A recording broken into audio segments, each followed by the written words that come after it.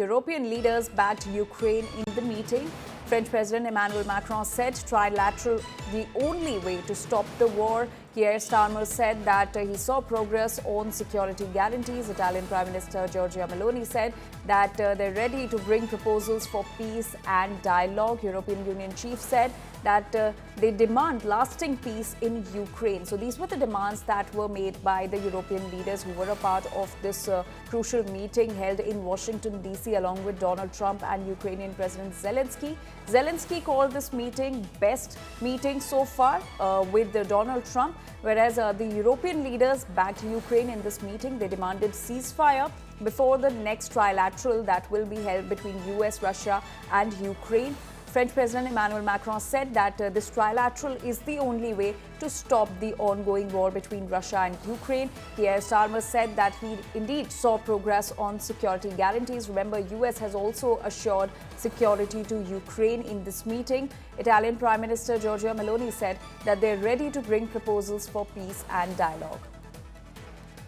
And in fact, Donald Trump not only welcomed Ukrainian President Zelensky, but also met with the European leaders in his office, as I was mentioning earlier. Listen in to what all the leaders had to say.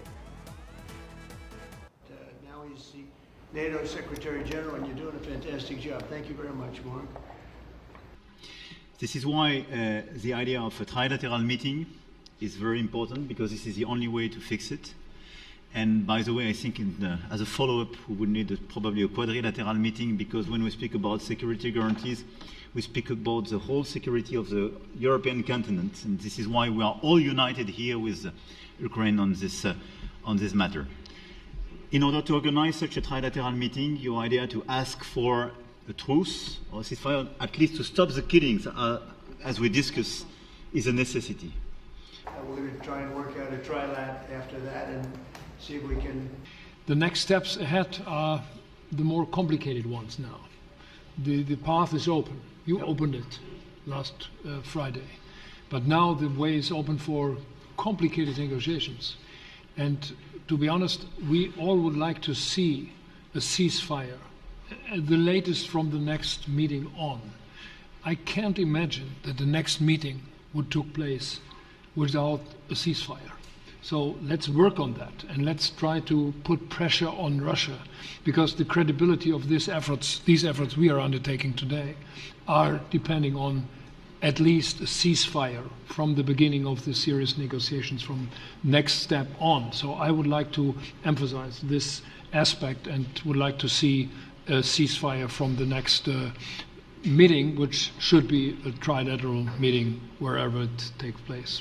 President Macron of France, who's been with me from the beginning, really feel that we can, I think, with the right approach this afternoon, make real progress, particularly on the security guarantees, and your indication of security guarantees, of some sort of Article 5 style guarantees, fits with what we've been doing with the Coalition of the Willing, which we started some months ago, bringing countries together and showing that we were prepared to step up to the plate when it came to security. With you coming alongside, the US alongside what we've already developed, I think we could take a really important step forward today. A historic step, actually, could come out of this meeting in terms of security for Ukraine and security in Europe. She's served now, even though she's a very young person, she's served there for a long period of time relative to others. We will talk about many important topics. The first one is security guarantees, how to be sure that it won't happen again, which is the precondition of every kind of peace. I'm happy that we will discuss about that. I'm happy that we will begin from a proposal, which is the, let's say, Article 5 model, which was Italian at the beginning. So we are always ready to bring our proposals for peace, for dialogue. It's something we have to build together to guarantee peace and to defend the security of our nation. So thank you, Mr. President, for hosting us. Take a lot of the burden. We're going to help them, and we're going to make it very secure. I think if we play this well, we could end this. And we have to end this. We have to stop the killing. We have to stop the destruction of Ukraine's infrastructure. It is a terrible war. So I'm really excited. And let's make the best out of today and make sure that from today onwards, we get this thing to an end as soon as possible. I really want to thank you for your leadership. And now we are here to work together with you on a just and lasting peace for Ukraine. Stop the killing. This is really our common interest, stop the killing. And indeed, it's very good to hear that we're working on the security guarantees, Article 5 lies security guarantees, so important.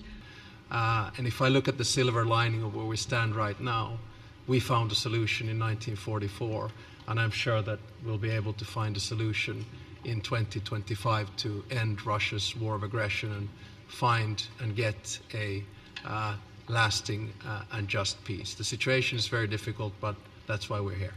Thank you, Alex, very much. He's somebody that, where are we here? So you just heard the European leaders who were a part of the meeting raising their demands and expressing their views on how peace can be achieved between the two countries that are Ukraine and Russia.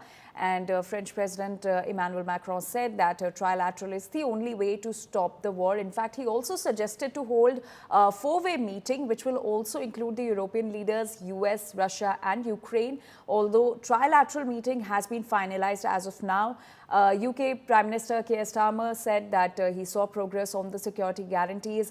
Giorgio Maloney, the Italian Prime Minister, said that they're ready to bring proposals for peace and dialogue.